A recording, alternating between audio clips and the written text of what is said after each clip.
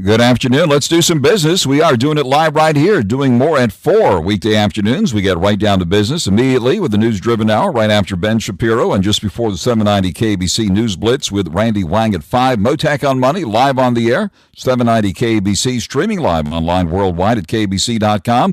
And your on-demand Mottek on Money podcast, kbc.com, Apple, iTunes, and all your favorite podcast platforms. Another record-shattering day for the stock market. The NASDAQ pushing higher into record-high territory, and the S&P 500 also moving into new high territory. The Dow also higher, but just below its record high. Stocks moving modestly higher today. Now the big news will be coming out tomorrow afternoon, and that'll be from NVIDIA, the giant in the AI world. The earnings news will be coming out after the closing bell tomorrow. Of course, NVIDIA led the AI rally last year and is a heavyweight in the S&P 500 nowadays. NVIDIA shares did move higher again today and have surged more than 92% at last check so far this year.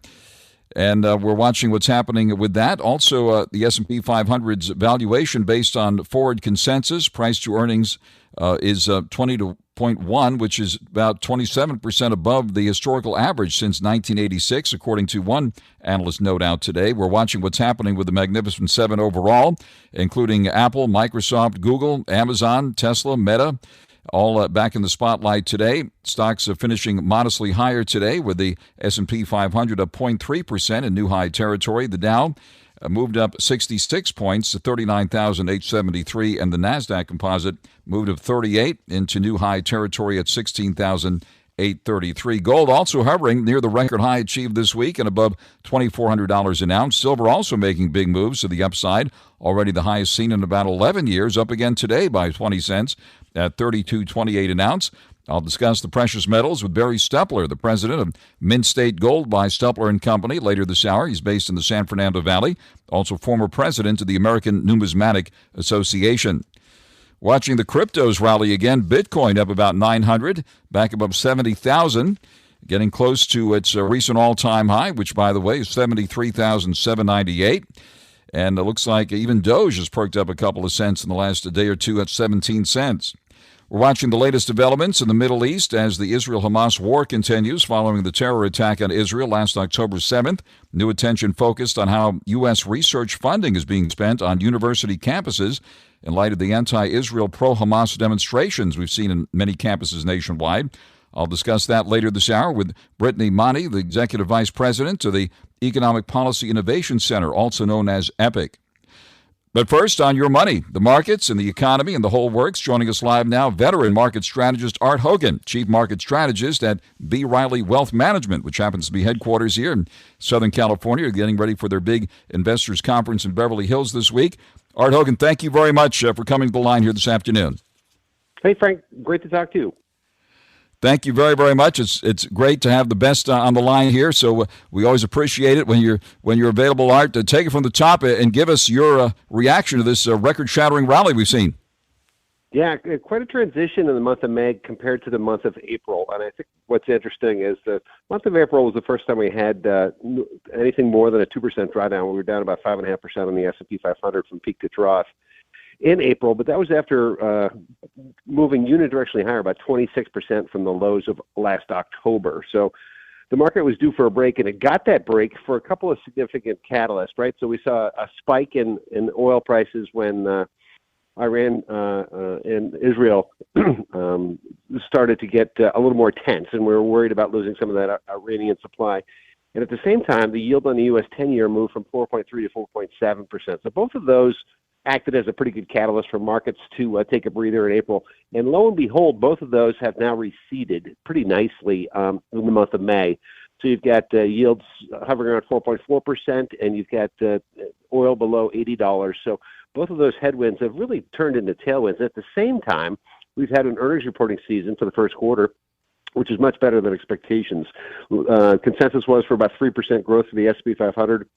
We're through about 95% of the reports, and it looks like we're going to be about 5.5% growth. So much better than expected. More important to me, though, was that guidance for the rest of the year went up by about 3.5%.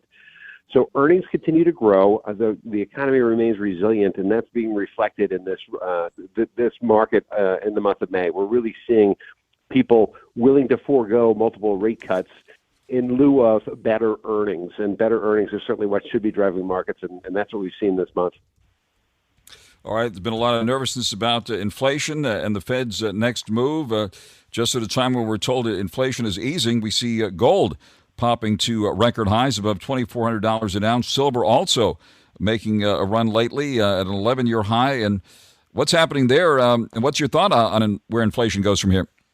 Yeah, I would tell you this. So gold spent about 12 or 13 years trying to break through 2000. So it built a very, very long base. In 2000 seemed like the ceiling, and always was not able to break through. We broke through 2000 several months ago, and since that happens, it becomes very self-fulfilling. So the folks that look at this technically and say that resistance is now support. The other thing that's playing in here is where it's a play against inflation, it's a play against currency devaluation. Central banks have been buying it for 18 months. So when you have a very long base, and the old expression goes in technical analysis, the longer the base, the higher in space. So it really has become very self-fulfilling. Everyone's noticing gold, silver, platinum, and palladium all doing very well. The precious metal complex doing very well this year. Silver is actually outperforming on a year-to-date basis gold, and that's very unusual, but it's tightening up the spread between gold and silver, which had gapped out last year. Very interesting. And, of course, it was a nervous start to the week when we had the president of Iran die in a helicopter crash over the weekend. We did see initially oil move slightly higher, but then pull back and down again today for the second day in a row. Of course, with what's happening in the Middle East, a lot of concern about upward pressure on oil at this point, but it's hovering just below $80 a barrel, as you noted. It's still up around 83 in Europe. What do you see out on that front? Yeah, I'll tell you this. This is the first time throughout this cycle that we've actually seen a pretty good balance between supply and demand. And unfortunately, the demand side is a bit slack. China has not come back to full economic power post-pandemic. They're doing everything they can to stimulate their economy, but the demand coming from China has been slack. OPEC and Russia have kept quotas on for the better part of 16 months now. They meet again at the end of the month. They'll likely keep those quotas on. So the U.S. is the real swing producer. We're now producing more than Saudi Arabia and Russia. So it's a well-supplied market, which I think is important. I think demand could pick up at the back end of the year. That would put some upside pressure on the commodity. But I think for the time being, we're probably stuck in a $75 to $85 range. And I think it's a very healthy place for investors in the energy space. Very interesting. We're on the air live with veteran market strategist Art Hogan from B. Riley Wealth Management. And let's get to some of the exciting stuff here now. Crypto is coming to life again after that record run-up for Bitcoin to above 73,000. It's popped again, right now hovering close to 70,100 here at last check, of about another 1,000 here at the moment. What are your observations here on what's happening in the crypto world? Well, very interesting, right? So crypto has been seen as an asset class that is now much more broadly available, right? So we had the approval of a dozen or so ETFs. So you're now seeing some institutional and financial advisor being able to participate without having to go through the whole process of storing in cold storage or having a wallet or going through one of the crypto exchanges. You can actually purchase it in the ETF. And that's really popularized but opened up this asset class to a lot of people that have been watching for years. There is some word about Ethereum being the next ETF that gets approved, and likely, since that's the second largest of the cryptocurrencies, that will likely have a similar kind of uptake. I still think we're at the beginning stages of financial advisors getting approval for and then getting the comfort level of putting their clients in some percentage of cryptocurrencies. But I certainly think it's a replacement for folks that have the same thought process about gold. It's sort of the digital gold. And anywhere between 0 and 3% of your portfolio is probably something that helps you sleep at night. It's decentralized. It's likely a hedge against some terrible things going wrong geopolitically and certainly with currencies getting devalued. But I think that's where it stands. I think it's got similar characteristics to gold, and it's certainly, since the approval of the ETFs, has certainly seen a surge in popularity. And certainly it's more fun when it goes up than when it goes down. Still very, very volatile for people to come to you and say, hey, Arna, I'm thinking about putting some of my portfolio into Bitcoin or some of these ETFs or even some of the the various tokens out there. What's your general advice on that front? Well, we like to stick with the incumbents. We think the incumbents, and we like to be able to have a tradable ETF. So for the time being, the best advice we can give is, think about the ETFs and think about Bitcoin. It's the incumbent, and the other incumbent will be Ethereum if it gets approved for an ETF. I think it's the safest way to play it, but it's, to your point, it is very volatile, and it's not for the faint of heart. So that's why we want to keep your percentage very low. If it's something that you'd like to dabble in, if it's something that you put in that sort of, gambling versus, investing, I would say that, it's okay to have, like I said, 0 to 3%. But I would certainly not, be making that a larger portion of your overall diversified portfolio than that. And I think that's the best way to think about it. It's interesting. It doesn't have long enough a history to know if it's really a hedge against inflation or if it's really correlated with a risk-on attitude about high-tech stocks, because it seems to do well when the NASDAQ 100 does well. But I would tell you this: to your point, it's certainly not for the faint of heart, and keep your percentages low, but certainly do it the safe way and purchase one of the ETFs at a very low cost. All right, and banks certainly have seen a pretty good rebound over the last year. It's hard to believe it was about a year ago that we sat down. We were talking about those several big bank failures connected to crypto as well as commercial real estate, which remains an issue. I see, according to one report today, a handful of New York City's trophy office buildings were placed on a list for potential debt downgrades. A lot of concern about commercial real estate here in Los Angeles as well. What's happening on that front, and is that still a fly in the Chardonnay here? It certainly appears to be.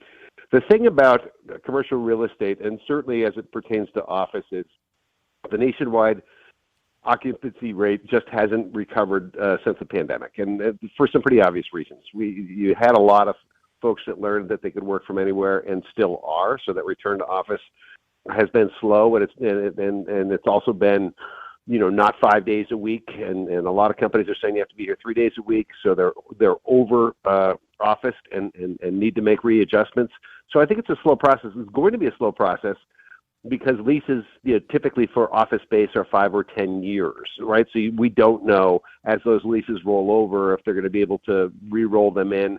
We've seen a lot of the B and C buildings in New York City go up for auction and get cut in half in terms of valuation. So I think it's going to be a long rolling process. I think the important thing, though, is it's not a secret to anybody.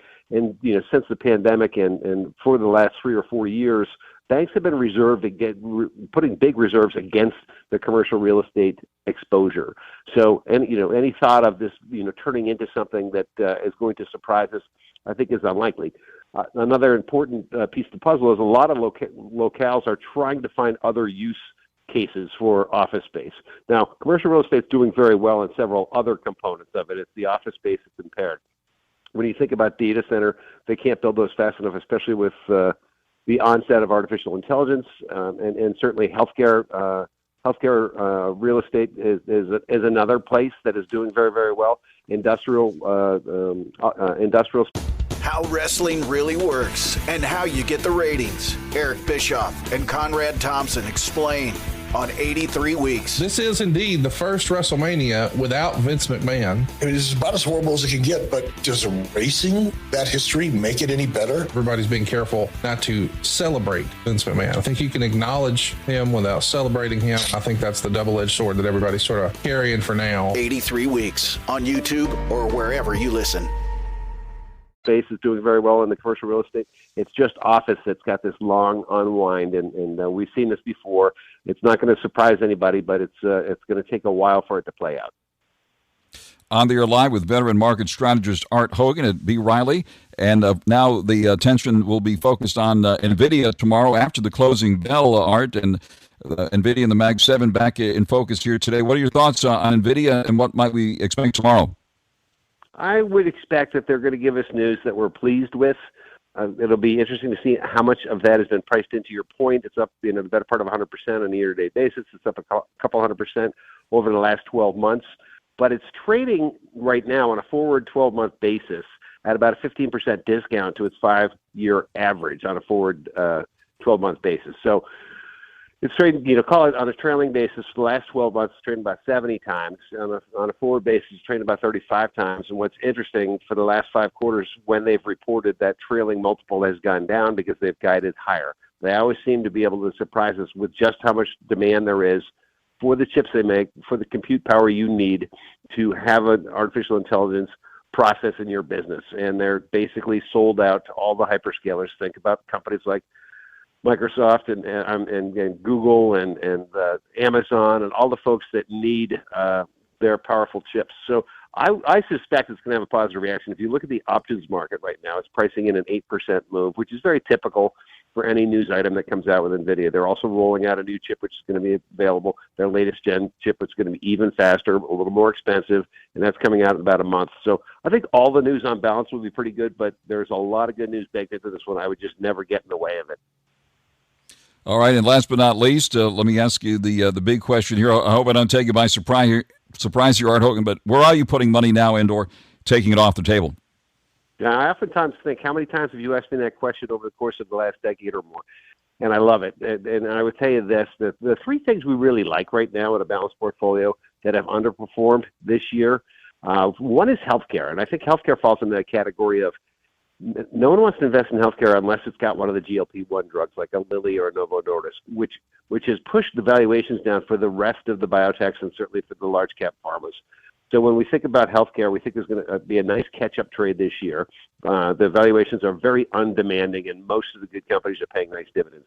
In a very similar fashion, energy companies, if you look at the energy complex, whether it's the fully integrated multinationals like Chevron and Exxon, or the North American E&Ps, they're all trading at very low historic multiples, and they're all paying very nice dividends. I think energy prices are stuck in a $75 to $85 range. At that price, these energy companies are making a lot of money, which is not reflected in their valuations right now. So those are 2 of our favorites. I also think that the Fed's going to cut rates in September. A funny thing happens along the way when the Fed has their first rate cut after having paused for the last 8 meetings, and that is the small caps tend to do well. So we think it's a good time for small caps. They enjoy lower interest rates. I think that'll be a signal from the Fed come September when they cut for the first time that it's time to get back into the small caps. The spread between the small and the large caps right now is as wide as we've seen going all the way back to the dot-com bubble in 2000. So I think there's some opportunity in small caps. We love energy and healthcare. Terrific. Veteran market strategist Art Hogan, Chief Investment Strategist at B. Riley Wealth Management. Art, thank you very much for catching up with us here today and for laying it all out for us beautifully. And we'll be looking for you on social media as well. And always great to speak with you. Thank you very much for taking the call here this afternoon.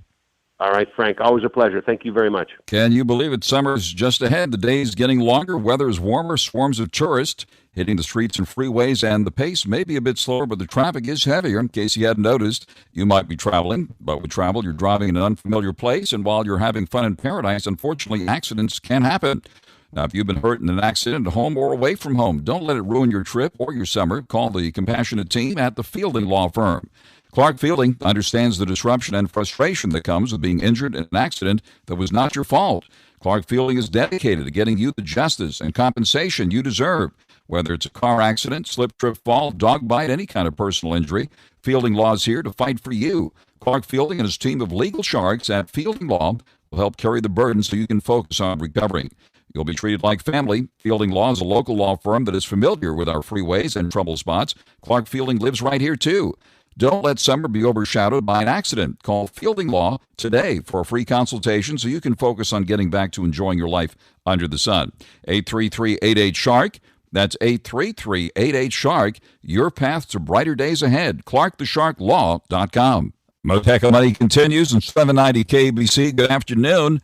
Winning day for the stock market. The NASDAQ powering up some more today, getting more into record high territory of 38 points, 16,833. Today, the S&P 500 hit a new record high of 13 at 5,321. The Dow just below its record high of 66 points to 39,873. As you may recall, the Dow cleared 40K for the first time last week and closed above 40K for the first time last Friday. The yield in the 10-year note now 4.42%. Bitcoin's been on a tear lately, up about 1,000 now at 70,166. Ethereum up about 50 at 38.01, and Doge has popped higher to 17 cents. Watching the price of oil, we see crude oil in Brent crude in London down 83 cents today to 82.88 a barrel. And in New York, we see oil down about 50 cents at the close to just below $80 a barrel. Shares of Vietnamese electric vehicle startup VinFast Auto, that's headquartered on the west side of Los Angeles. That's where their U.S. headquarters are located. Shares moving lower after the National Highway Traffic Safety Administration said it had opened an investigation into an April crash. VinFast stock down nearly 19% today. The April crash that killed 4 involved a VinFast VF8 SUV in Pleasanton, California. The NHTSA confirming its investigation, adding its Special Crash Investigations Division will document the crash circumstances and the ensuing fire. VinFast did not immediately respond to a request for a comment. The latest decline leaves VinFast stock down about 39% so far this year in what's been a rough year for the EV names. Taking a look at what's happening in the oil markets once again, we did see oil pull back as lingering inflation looked to keep interest rates higher for longer, weighing on fuel demand. We have seen gas prices, though, pull back a bit here in Southern California in the past month, down about 20 cents or so at Los Angeles gas pumps. We're following that for you. And we're also, of course, following the price of gold, which has been kissing record highs lately. Silver also on a roll above 30 cents an ounce. I'll discuss that coming up here shortly with our precious metals expert, Barry Stuppler. That and more straight ahead right here on 790 KBC. Mottek Money continues here, 790 KBC, following the latest headlines out of the Middle East. U.S. Secretary of State Antony Blinken suggesting that he will work with lawmakers now on potential sanctions against this International Criminal Court as its prosecutor seeks arrest warrants for senior Israeli officials. Blinken telling a congressional hearing he was committed to taking action against what he called a profoundly wrong-headed decision. His comments coming amid a Republican push to impose sanctions on the ICC, which may see a vote as soon as this week.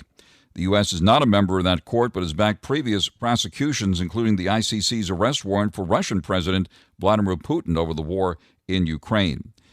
We're, of course, also watching what's happening at universities here in Southern California and all across the country.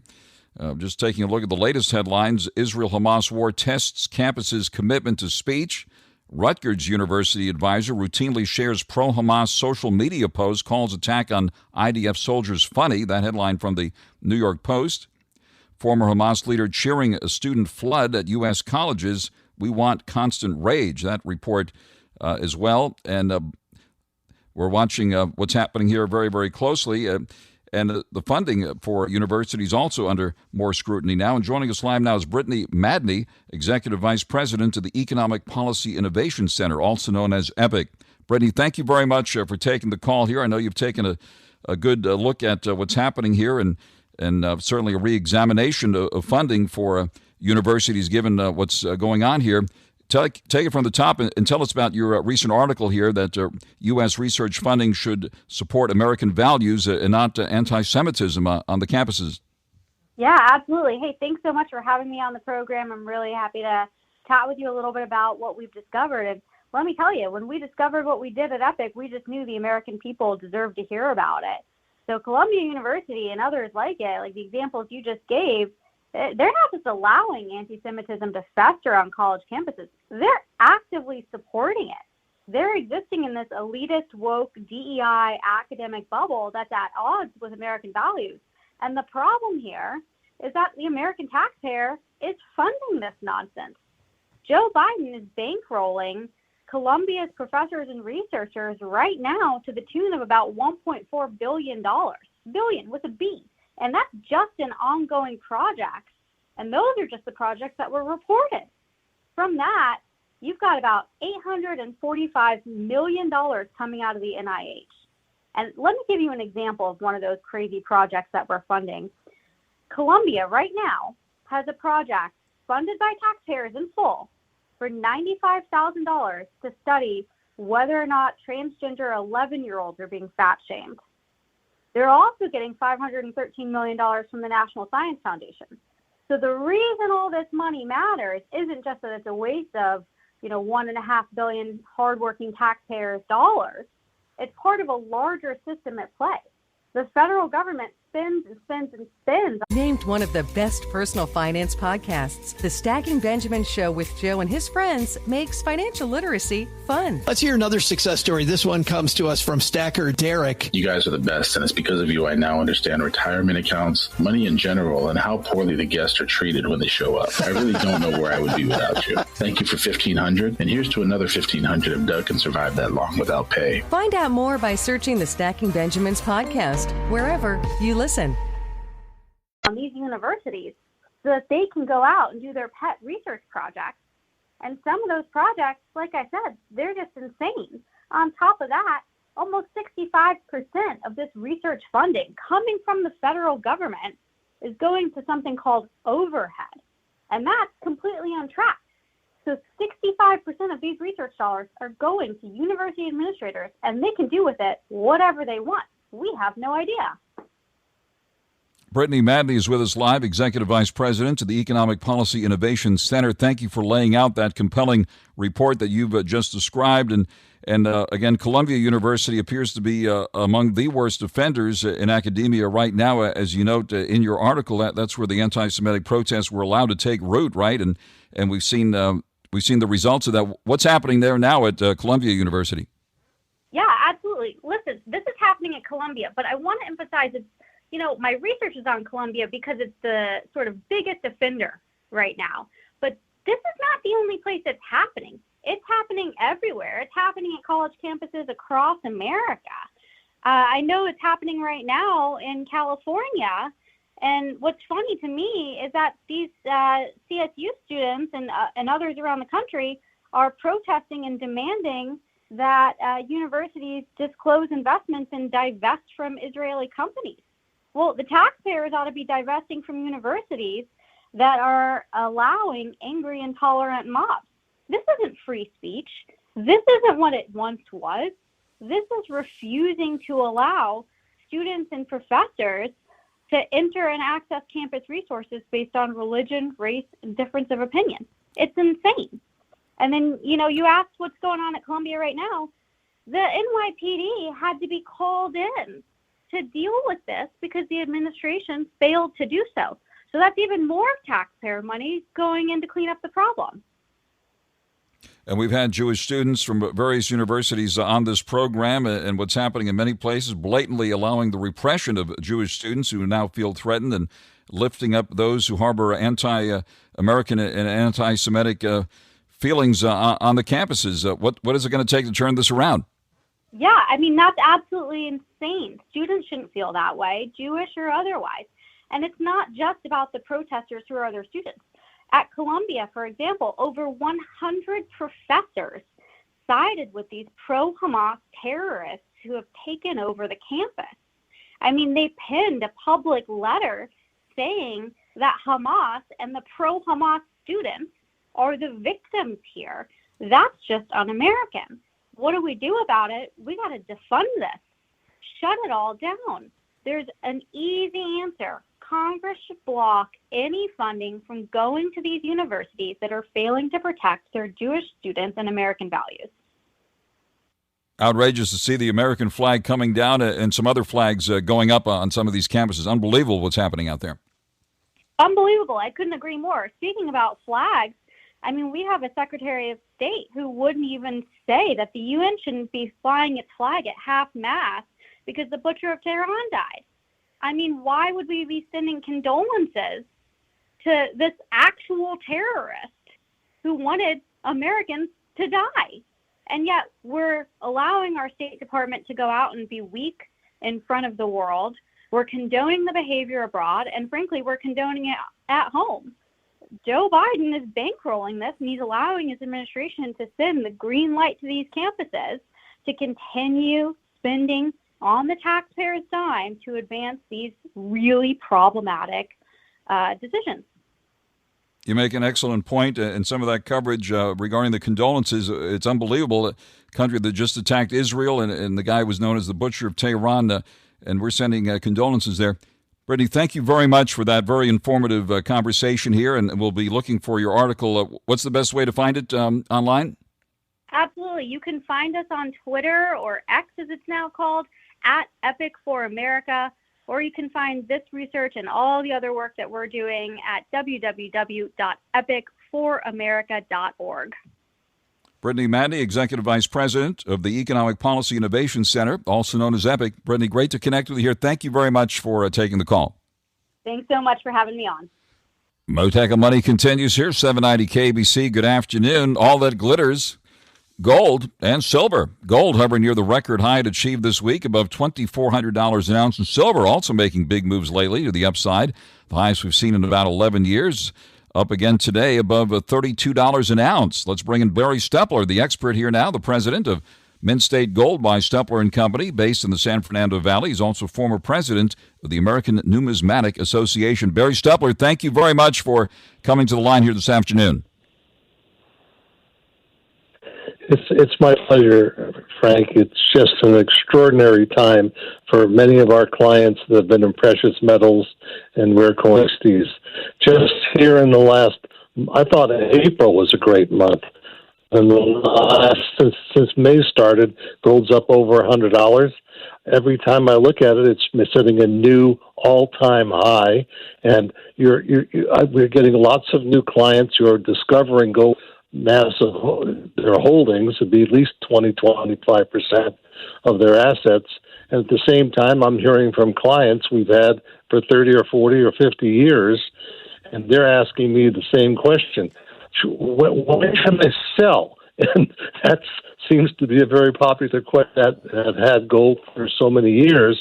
And I always tell them, when you need sell, you need the money for another important thing, whether it's you're helping your family or your kids' college education, or as you go older, sometimes a vacation. That's when you sell. But other than that, it should be a significant, important part of your holdings. And right now is driving up the gold price. We're seeing central banks and a lot of financial institutions very strongly acquiring gold because of the many issues, the geopolitical issues around the world, plus the economic States, interest rates, the value of the dollar, the concern about the value of the dollar. So we're seeing a lot of activity in gold. There's only one thing that's more active than gold, and that's silver. Gold has been up since the beginning of the year. It's been up $357, which is 17%. And that's not bad. But when you look at silver, it's up since the beginning of the year, $8.25, which is percent. And silver is far more volatile than gold. Last time silver reached $50 an ounce, it happened in 1980, the market, but it happened again in 2011.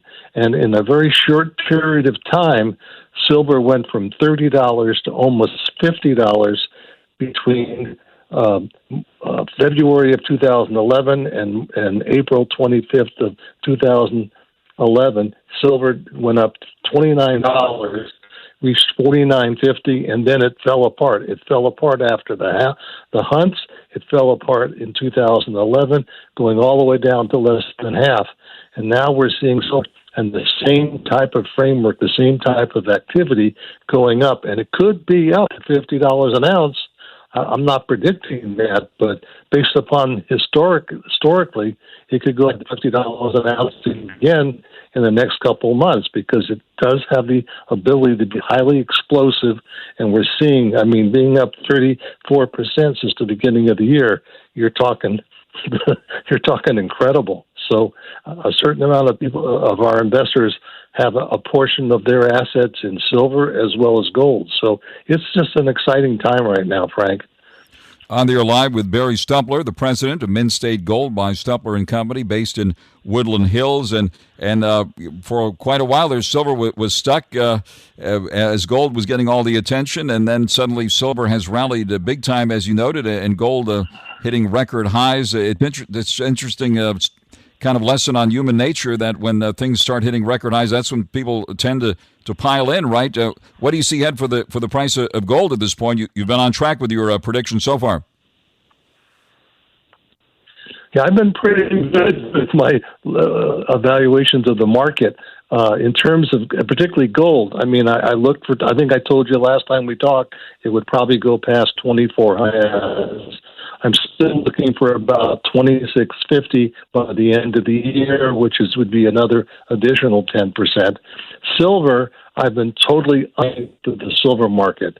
I was hoping for silver to break 30 by the end of the year when it was 24 at the beginning of the year, and it's over 32 now. So based upon the history, it really break 35, possibly 40, and I wouldn't be surprised if we even saw 50 again, because it's just right now the sellers are running for the exits. We're seeing a lot of people coming into the silver market and acquiring silver because it's still at 79 to 1 ounce of gold. The value of silver versus the value of gold is still around, I think right now with the current increase, probably around 76 to 1 ounce, which is incredibly high. Normally in the history, we've seen an average around 35, so it's still a great bargain. Even at $32 an ounce, it's a bargain. So we're seeing a lot of buying there too. All right, what about the other precious metals, platinum, which used to be way above gold, right, back in the olden days, and palladium? Yeah. Well, palladium hasn't done much this year. It's actually down for the year, which is surprising. Platinum is up about 10%, but it just doesn't have the demand factor that we see in gold and silver. It's an unbelievable value, but it's been an unbelievable value for about 5 to 6 years now. There just doesn't seem to be the buying or the use in industry for platinum to drive up the market. I think the only reason it's up 10%, and that's mostly over the last couple of weeks, is it kind of is being picked up by the fact that gold and silver are so strong. The fact that palladium is so weak just doesn't surprise me. There's just not a lot of demand for palladium right now. All right, getting back to the question you mentioned earlier that you're hearing from your customers. I remember speaking to you during the Great Recession days when we saw gold make a move back in those days, and a lot of concerns about the whole global economy and the dollar and all. And I think I asked you at that time, if gold went to $5,000 an ounce, would you sell it? Let me ask you that again. Well, I like the question I've had from clients.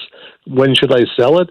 I'm going to be 80 this year, and I'm spending a small portion of my holdings, and I've owned gold and silver and rare coins from the 1960s. So am I selling a little bit to pay for? Right now, you're calling me, and I'm off the coast of Lisbon on a cruise ship with my wife, Fantastic. and we're just enjoying our senior years together. So the answer to the question is just when you need the money for a better purpose, do it gradually and make sure it still becomes a major portion of your personal assets. That's fantastic, Barry. Well, thank you very much. We wish you and your wife bon voyage off the coast of Portugal. Coming to us from a cruise ship there, Barry Stuppler, president of Mint State Gold by Stuppler & Company, based in Woodland Hills, also showing his commitment to this program. When we called and asked if he was available today, he said yes, and he's joining us live very early in the morning there off the coast of Portugal. Thank you very much, Barry. We wish you all the best, and thank you for being with us here. Mottek on Money on 790 KABC.